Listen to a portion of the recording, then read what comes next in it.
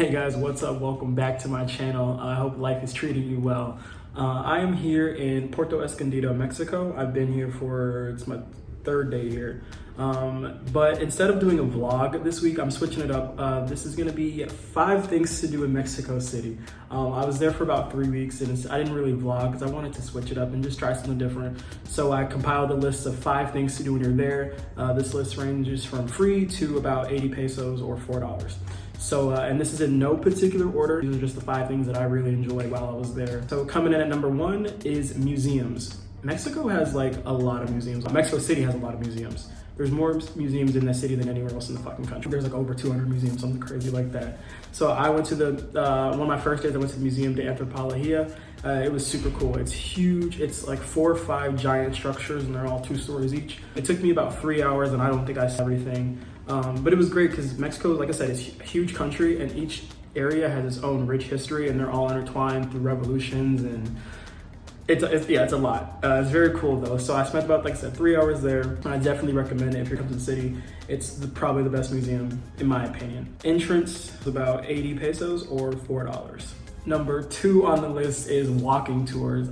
Mexico, like I said, Mexico City is huge and there's so much to see, so much to do. So one of the first days I was there, I found this guy who does walking tours and I hit him up and I said, hey, let's do this. We talked, we scheduled the tour for the next day. And what's really cool about this guy, his name is Saul and his company is Diversitours, and I'll leave a link down below in the description if you're in Mexico City and you want a really cool tour with a really cool dude, he's the guy. Good morning guys, What's up? I'm here in Mexico City. Today I'm doing something really exciting. I am going on a city walking tour with my good friend Saul. Hi guys, how are you doing? If you're ever in Mexico City, check his business out. It's Diversity Tours. So he's gonna show me around the city, show me all the things I need to see, so I can feel a little more at home. And also the hidden spots. The hidden spots. So let's go. He specializes in LGBT tours, so he'll show you the city. He showed me Central, but he also showed me the queer spaces throughout the city. And it was really cool because Mexico's pretty gay. Like, you know, I never really thought about it, but Mexico has a huge gay scene. There's so much to do, so much to see. You can really get up to some shit if you want to. So like I said, his name is Saul, and his tour is Diversity Tours, and we went on a 5-hour tour. So he picked me up, he met me in my hostel around 12, and then we just set out. So if you're familiar with the city, he showed me Alameda Park. He showed me that, and then he showed me the palace, and then we just kind of worked our way east through the city. And it was super cool. He's a super funny guy. I got to know him a little bit better as he told me his background, how he got into his business and why he started his own business. This is really cool. So like I said, if you're looking for a walking tour through Mexico City, he's your guy. He will definitely, he'll show you everything. He'll tell you everything. He's super knowledgeable about the history of the city. It's amazing. I think I paid about 60 USD, and that may sound like a lot, but for what I got, like, we walked through the city, we had lunch. It was like, so 5 hours, and then he also gave me like a list of bars, clubs, and restaurants and stuff to go to after. So I think it was well worth it to me. Plus I made a friend, so it was worth it. Number 3 on my list are the pyramids of Teotihuacan. I hope I said that right. These pyramids they're ancient ruins. They are it's about an hour and a half drive outside of the city. So what me and my friend did, a friend of mine from Chicago actually flew down to Mexico City. He was coming down for a tattoo appointment and ended up lying, so we ended up hanging out.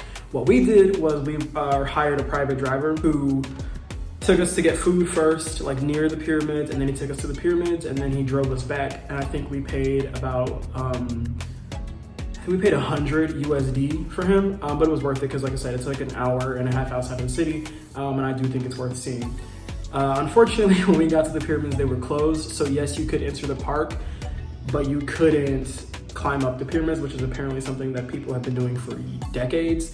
My friend who I was with told me he used to do it as a kid whenever they visited Mexico City, but that was not allowed apparently because of COVID-19 restrictions. They also weren't able to go into the museum that describes the history of the pyramids. But it was still pretty cool to see and kind of imagine like what life was like when it was built, you know, hundreds of years ago and why they built it. And, you know, so if you're into, you know, anthropology and historical artifacts and, you know, being on like ancient grounds, it's definitely worth checking out. The entrance to the park was 80 pesos or about 4 USD. Coming in at number 4 on the list is the Island of the Dolls, or Isla de Muñecas. It's located in Xochimilco, Mexico, so it's about 45 minutes to an hour, depending on traffic outside of the city. And we Ubered. I think the Uber was like $18, so we split that. We went in a group. I went in a group with my hostel, so it was about 10 or 11 of us.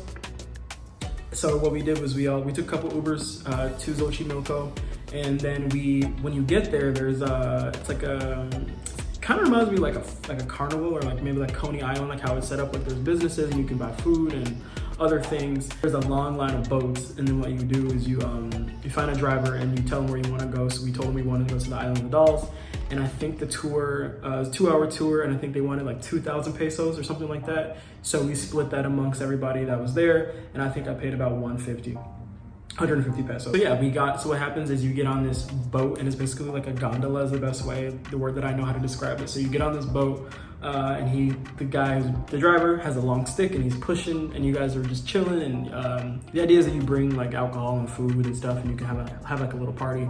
Or there are also boats that will be floating that are also selling things, beers and other snacks and stuff that you can eat while you're on this boat. And then it took maybe 20 minutes, half an hour to get from the dock to where the actual island is. And this island is fucking creepy. There are dolls literally everywhere. It's exactly what it sounds like. And what's so funny is that I never heard of this island, but apparently it's famous in other parts of the world. One of the guys in the group is from Japan, like Tokyo, and he knew about this island, like this specific island in Mexico City. So we get there and everybody's walking around. I don't touch a thing, but it was still very cool to see. I didn't want to touch anything. I don't want to pick up any bad juju, any bad spirits. But I was still there just to see it, and it was an experience. One of the guys in my group was like picking them up and taking pictures, and I was like, I can't do it.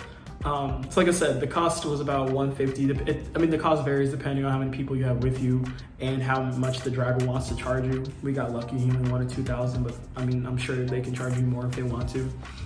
Depends on what the demand is. So the price varies, but it's definitely worth going to see if you're into creepy shit and you just want to have a nice spook or a nice laugh. So that's Island of the Dolls. And last but certainly not least is a Sunday bike ride down Reforma. La Reforma is one of the longest streets in Mexico City, and every Sunday the city of Mexico shuts it down and they let people bike ride and skate and walk and jog and do whatever you want down the street. And that's really fucking cool. I don't know, I just found that really cool. Because like Chicago never did anything like that, not that I know of, not shutting down a whole city once a week, every week, like pretty cool. So the cost of this is free. I mean, it depends. It can be free if you have your own bike, or if you get there early enough to like the main tent. I forgot where it was exactly on Reforma, but I wasn't too far from it. If you get there early enough, and the hours are from 8 a.m. to 2 p.m. If you get there early enough, you can get a free bike. I didn't do that. I didn't get up early enough. So what happened was I ended up the city has bikes. You can rent bikes from the city. They have stands everywhere. They're all throughout Mexico City. So what I did was I rented a bike for about, I think I paid $6 for 2 hours. And I just rode up and down Reforma, and I had my headphones in, and it was a nice Sunday morning.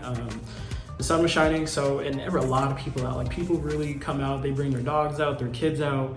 And it's kind of like a nice way to, get some fresh air and exercise. So if you're ever in Mexico City and you want to just do something cool for free or for just a couple dollars, I definitely recommend a Sunday bike ride down Reforma.